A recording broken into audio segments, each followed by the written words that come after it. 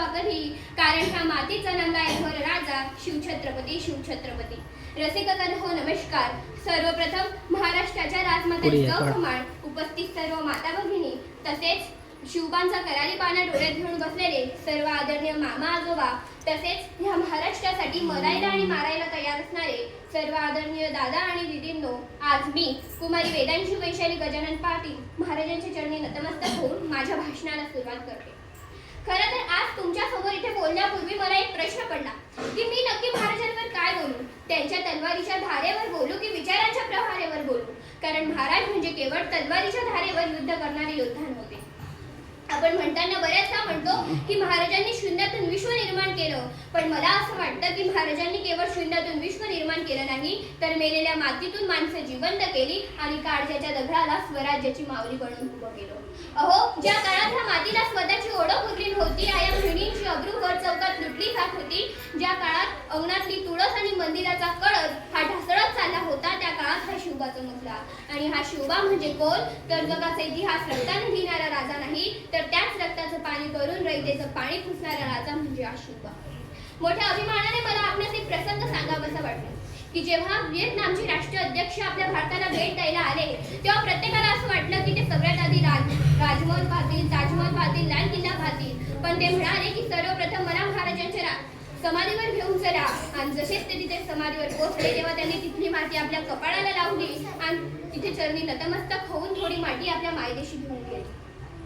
सगळ्यांनी त्यांना प्रश्न केला की तुम्ही असं का केलं. तेव्हा ते म्हणाले की जर या मातीत शिवबांसारखा राजा घडू शकतो तर ही माती जर मी माझ्या देशाच्या मातीत मिसळली तर नक्कीच माझ्या देशात सुद्धा शिवबांसारखा राजा घडेल. हे आहेत आपल्या महाराजांचे कर्तृत्व. महाराजांनी आपल्याला अनेक शिकवणी दिल्यात. स्त्री सन्मान कसा असावा, एखादा राजा कसा असावा, रयतेचा आदर कसा असावा. आणि आजच्या काळात आपल्याला ह्या सगळ्या शिकवणी अंगीकृत करण्याची खूप गरज आहे. कारण आज जरी मी छत्रपती शिवाजी महाराजांचा जय जयकार करत असली तरी माझ्या काळजात एक भीतीची शिरशिरी उमटते. आपण मोठ्या अभिमानाने सांगतो की आम्ही शिवरायांच्या महाराष्ट्रात राहतो आणि शिवरायांनी देखील या महाराष्ट्राला रयतेचं स्वराज्य म्हटलं. पण आज या रयतेच्या स्वराज्याची, या महाराष्ट्राची काय अवस्था आहे. ज्या मातीत परस्त्रीला मातेचा दर्जा दिला गेला, ज्या मातीत शत्रूची स्त्रीला साडी चोळी देऊन तिची बोडवण केली गेली, आज त्याच मातीत रात्री अपरात्री तर सोडा पण भर दिवसाही आजची मुलगी, आजची स्त्री सुरक्षित आहे का हा प्रश्न जेव्हा मी स्वतःला विचारते तेव्हा महाराजांच्या विचारांचा पराभव झाल्यासारखा वाटतो. अहो, आजच्या तरुणाची काय अवस्था आहे. आजच्या तरुणाच्या ज्या हाताने महाराष्ट्रासाठी काही चांगली कामं करायला हवी, आज तोच तरुण तास मोबाईलच्या स्क्रीनवर आपले हात घसरत राहतो, त्याच हाताने विविध प्रकारची व्यसने घेतो. ज्या वयात महाराजांनी विविध प्रकारचे गडकिल्ले जिंकले, आज त्याच वयात तरुण युट्यूबवरचे, इंस्टाग्रामवरचे, सोशल मीडियाचे फॉलोअर्स मोजण्यात दंग आहे. हीच कधी आपल्या महाराष्ट्राची मर्दानगी.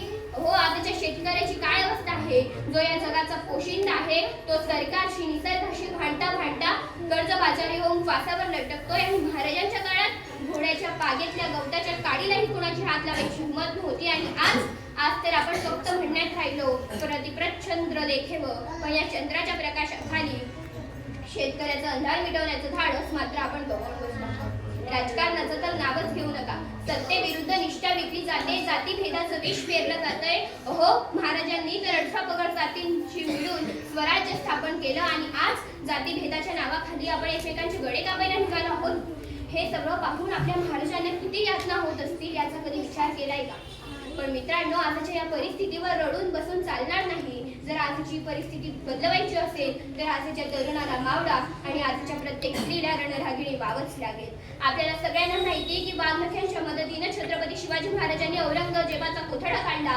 त्याचप्रमाणे शिवबांच्या विचारांच्या वाघनख्यांनी आपल्याला आपल्यामध्ये असलेला आळसाचा, भीतीचा, स्वार्थाचा कोथळा बाहेर काढण्याची गरज आहे. आज शिवबांचा मावळा होणं म्हणजे घराबाहेर जाऊन गड जिंकणं नव्हे तर शेतकऱ्याचा हात धरून अन्यायाविरुद्ध उभं राहिलं. हा शिवबांचा मावळा होणं म्हणजे तलवार घेऊन युद्ध करायला नव्हे तर ध्येय प्राप्ती करून व्यसनाच्या पिढ्यात न ओळखता मनगटात जिद्द आणि रक्तात शिवरायांचे विचार सळसळायला हवे. हो, आजच्या रणरागिणींना सुद्धा माझी विनंती आहे की तुम्हाला केवळ पुरुषांवर अवलंबून राहून चालणार नाही कारण ज्या मातीत जिजाऊंनी शिवबासारखा राजा घडवला त्याच मातीत झाशीच्या राणीची संशय सुद्धा गाजली. आज गरज पडली तर आपल्याला झाशीची राणी व्हावं लागेल, आपल्याला ही जिजाऊ व्हावं लागेल. कारण जर कोणी आपल्या सन्मानाकडे वाकडी नजरेने पाहण्याची हिंमत केली तर आपल्या समोर त्याची नजर झुकलीच पाहिजे, एवढी ताकद आपल्यात असली पाहिजे.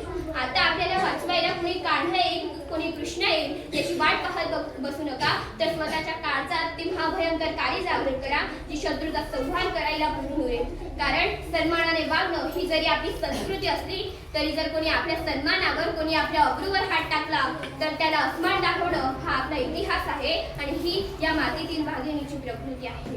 मित्रांनो, जाता जाता एवढंच म्हणेन की जर आपल्याला खऱ्या अर्थाने महाराष्ट्राची परिस्थिती बदलवायची असेल तर आजचा तरुण व्यसनमुक्त होऊन कामाला लागेल. आजची स्त्री, माझी बहीण स्वतःचं रक्षण करायला समर्थ होईल, तेव्हाच खऱ्या अर्थाने रायगडाचा चेहरा आनंदाने हसेल आणि तेव्हाच खऱ्या अर्थाने या माती शिवशाही अवतरेल.